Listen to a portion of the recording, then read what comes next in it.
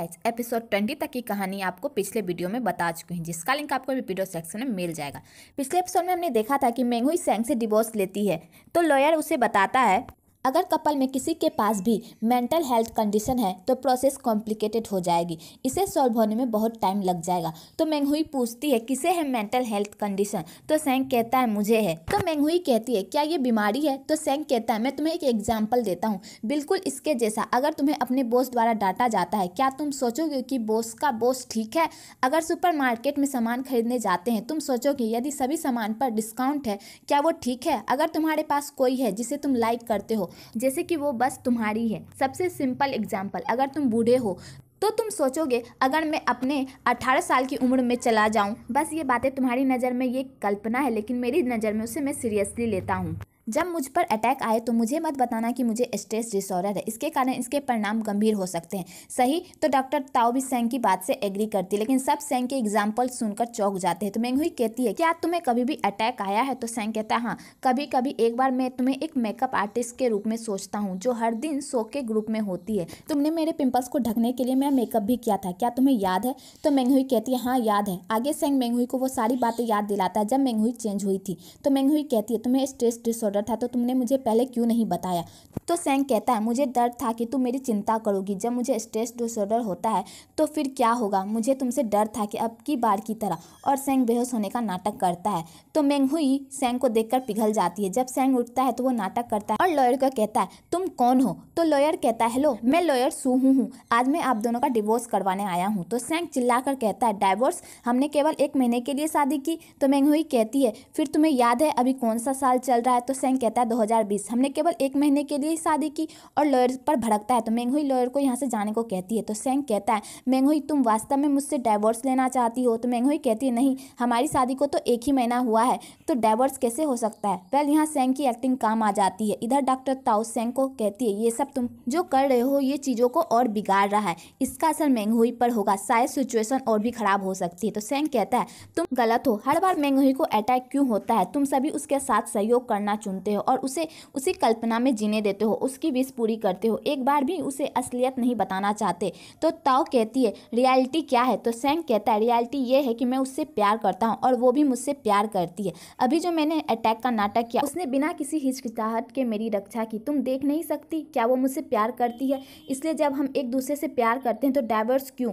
तो ताओ कहती है लेकिन ये ज़्यादा तकलीफदेह है, तुम्हें प्रूफ करना होगा कि तुम दोनों एक दूसरे से प्यार करते हो, तब वो पूरी तरह ठीक हो सकती है। तो सेंग कहता है मुझे विश्वास है, मेरे पापा ने मुझे बताया यही अवसर है, मैंने शुरू किया, अभी तक समझ नहीं आया लेकिन अभी मैंने पाया एक तरीका, शायद इस बार इसके स्ट्रेस डिसऑर्डर को पूरी तरह से ठीक किया जा सकता है। आगे मेंगहुई, सुई और वेइवेई घर को पहले की तरह डेकोरेट करते जैसे सेंग ने मेंगहुई के लिए किया था।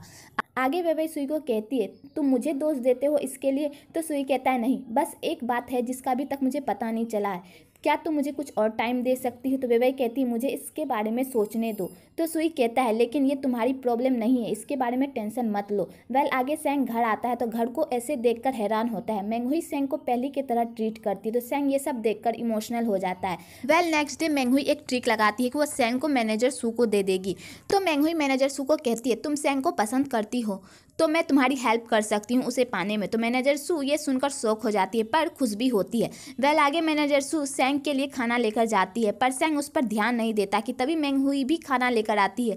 तो सेंग मेंगहुई का लाया हुआ खाना खाता है। मेंगहुई सेंग के लिए वो खाना लेके आती है जो सेंग को बिल्कुल पसंद नहीं होता, लेकिन सेंग उसे भी बड़े प्यार से खा लेता है। तो मैनेजर सू ये सब देखकर जल जाती है और मेंगहुई का भी प्लान फेल हो जाता है। तो सेंग कहता है थैंक यू डियर, रात को साथ में घर चलते हैं। तो मेंगहुई कहती है ओके, तब मैं काम करने जा रही हूँ। आगे वो लोग घर जा रहे होते कि तभी मैनेजर सू आती है और कहती है सेंग बहुत सारे फाइल्स पेंडिंग पड़े हैं तो हमें ओवर टाइम करने की जरूरत है। तो मेंगहुई कहती है ठीक है, तुम दोनों काम कर सकते हो, मैं पहले जाऊंगी, तुम बाद में घर आ सकते हो। तो सेंग मेंगहुई का हाथ पकड़ लेता है और कहता है मैंने अचानक से सोचा कि मेरे पास एक दिलचस्प खेल है जो मैं तुम्हारे साथ खेलना चाहता हूँ। और अपना हाथ और मेंगहुई का हाथ मिलाकर चांद बनाता है और कहता है देखो हमारे हाथ में चांद बनता है। तुम्हें पता है ये हजारों से भी कम लोगों का बनता है। तुम्हें पता है इसका मतलब क्या है कि हम किस्मत वाले हैं, तुम मेरे दिल में हो। तो मेंगहुई कहती ये अंधविश्वास है, ये सभी बच्चों का खेल है, तुम 10 लोगों को खोजने निकलोगे तो शायद 9 लोगों के हाथ में भी चांद बन जाएगा। तो सैंग मैनेजर सू पर भी ये आजमाता है पर मिलाता नहीं। तो मैनेजर सू ये सब देख के और जल के भून जाती और वो वहाँ से चली जाती। तो मेंगहुई कहती है हम एक दूसरे के होते थे, लेकिन यह लाइन कब तक हो सकती है? हमने अभी अभी शादी की है, लेकिन एक और 10 साल में क्या तुम मुझे पहले की तरह प्यार करोगे? इतनी लंबी लाइफ, क्या तुम गारंटी दे सकते हो कि यह कभी नहीं बदलेगा? तो सैंग अपनी और मेंगहुई के हाथ से पूरी ऑफिस में लाइन खींचता और कहता है जहाँ तक हो सकता था यह लाइन कितनी लंबी और कितनी लंबी है, लेकिन इसमें अधिक टाइम नहीं लगेगा, जीवन भर के लिए। तो मेंगहुई कहती है तुम टेबल सोफे पोंछ लोगे पर दीवार? तो सैंग कहता है मैं ब्रश करूंगा।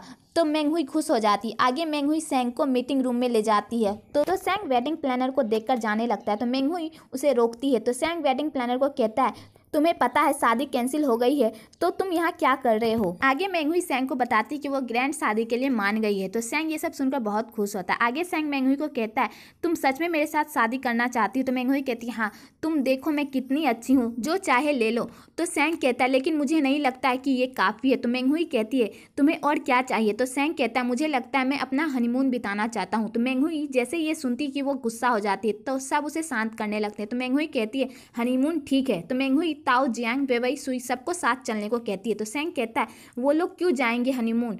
क्या ये 2 लोगों की दुनिया नहीं है? तो मेंगहुई कहती है क्या ये तुम्हारा भाई नहीं है? क्या ये तुम्हारा असिस्टेंट नहीं है? ये दोनों इनकी गर्लफ्रेंड नहीं है? तो फिर साथ जाने में क्या हर्ज है? तुम और सुई हाल ही में अजीब बर्ताव कर रहे हो, जाना नहीं चाहते? तो सैंग सुई का हाथ पकड़ के कहता है हम लोग ठीक हैं।